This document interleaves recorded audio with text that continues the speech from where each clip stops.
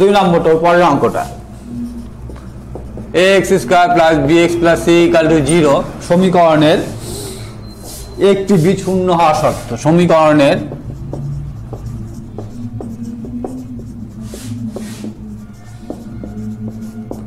একটি বীজ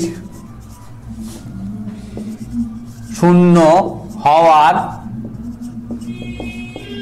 শর্ত।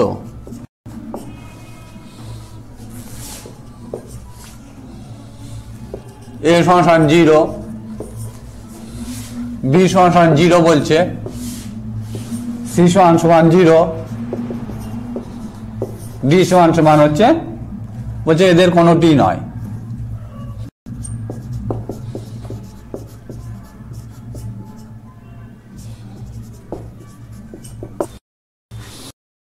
এদের কোনোটি নয়।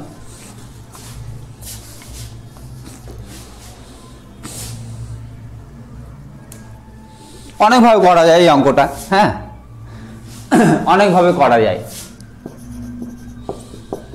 ax square plus bx plus c equal to 0, এর এক বলেছে একটা বীজ শূন্য হওয়ার শর্ত।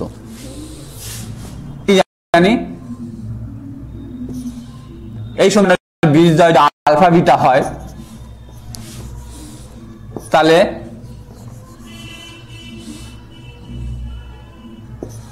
Alpha plus beta equal to minus b by a, alpha beta সমান সি বাই এ। এবার একটা বীজ শূন্য মানে আলফা ইকুয়াল টু 0 বসিয়ে দিই। একটা বীজ শূন্য মানে আলফার মান শূন্য বসাই, 0 ইন্টু বিটা মানে 0, কোনাকুনি গুণ করলে সি ইকুয়াল টু 0, তাহলে সি ইকুয়াল টু 0 বেরোচ্ছে কন্ডিশন। তাহলে এই সমীকরণের আমরা জানি x square plus bx plus c equal to 0, এটা দ্বিঘাত সমীকরণের সাধারণ আকার। যখন এ নট ইকুয়াল টু 0, এর বীজদ্বয় যদি আলফা বিটা হয় তাহলে alpha plus beta equal to minus b by a আর alpha beta c by a. এই সমীকরণের একটা বীজ শূন্য, অর্থাৎ আলফা ইকুয়াল টু 0 বসিয়ে দিচ্ছি, 0 ইন্টু বিটা মানে 0, তাহলে c by a equal to 0, কোনাকুনি গুণ করলে সি ইকুয়াল টু 0, তাহলে এইটা সি হচ্ছে correct answer, c equal to 0, c is the right answer. তাহলে x square plus bx plus c equal to 0 সমীকরণের একটা বীজ হচ্ছে শূন্য হওয়ার শর্ত হচ্ছে সি ইকুয়াল টু 0।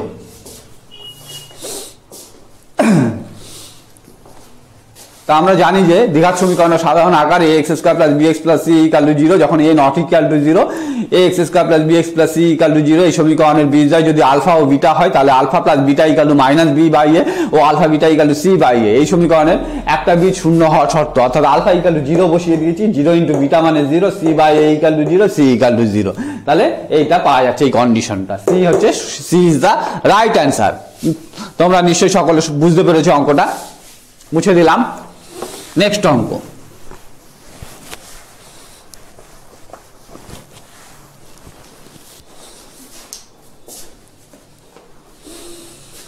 বলছে দুটি বৃত্ত পরস্পরকে স্পর্শ বা ছেদ না করলে, হ্যাঁ সাধারণ স্পর্শকের সংখ্যা। দুটি বৃত্ত পরস্পর স্পর্শ বা ছেদ না করলে, স্পর্শও করেনি আবার ছেদও করেনি, তাহলে স্পর্শকের সংখ্যা বলছে 2টি, 1টি, 3টি, 4টি।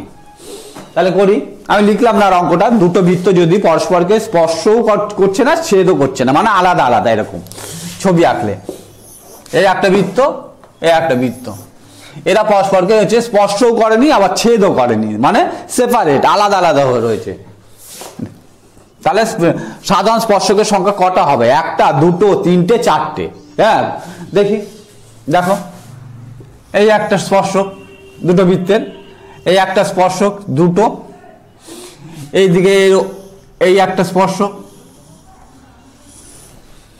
আবার এই একটা স্পর্শক, এটাকে বলে সরল সাধারণ স্পর্শক এই দুটোকে, আর এইটাকে তির্যক সাধারণ স্পর্শক। তাহলে দুটো বৃত্ত যদি পরস্পরকে হচ্ছে স্পর্শ আর ছেদ না করে তাহলে সাধারণ স্পর্শকের সংখ্যা কটা হবে? সর্বোচ্চ 4টে হবে। তাহলে এখানে বৃত্ত দুটি হচ্ছে সাধারণ স্পর্শক সংখ্যা কটা? হচ্ছে 4টি।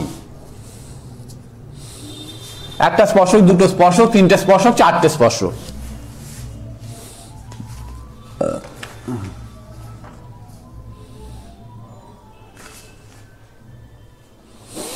আচ্ছা, নিশ্চয় বোঝা গেছে তোমরা, দুটো বৃত্ত যদি স্পর্শ আর ছেদ না করে তাহলে সাধারণ স্পর্শকের সংখ্যা 4টে হবে, 1 2 3 4টে।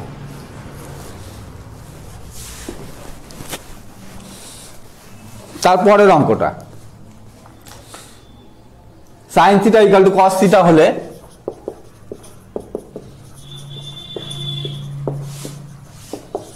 টু থিটা ইকুয়াল টু এ হচ্ছে 30 ডিগ্রি, বি হচ্ছে 60 ডিগ্রি, সি হচ্ছে 45 ডিগ্রি, ডি হচ্ছে 90 ডিগ্রি। একদম সোজা অঙ্কটা করছি, দেখো sin equal to cos theta, sin theta by cos theta is equal to 1, sin theta by cos theta মানে tan theta,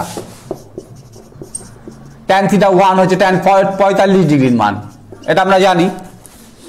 sin theta by cos theta equal to 1, sin theta by cos theta মানে tan theta, tan theta equal to 1, 1 হচ্ছে tan 45 ডিগ্রির মান, theta equal to 45 degree.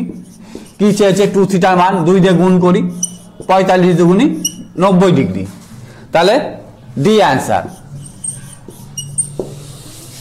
দেখো অঙ্কটা বুঝতে পারলা নাকি? sin theta equal to cos theta, sin theta by cos theta সমান 1, tan theta sin theta by cos theta মানে tan theta, 1 equal to tan 45 degree, theta equal to 45 degree, 2 থিটার মান বের করতে বলেছে, 2 দিয়ে গুণ করে দিলাম, 2 থিটা equal to 90 ডিগ্রি, যেটা কিনা ডি অপশনের সাথে মিলছে। নিশ্চয়ই বোঝা গেছে।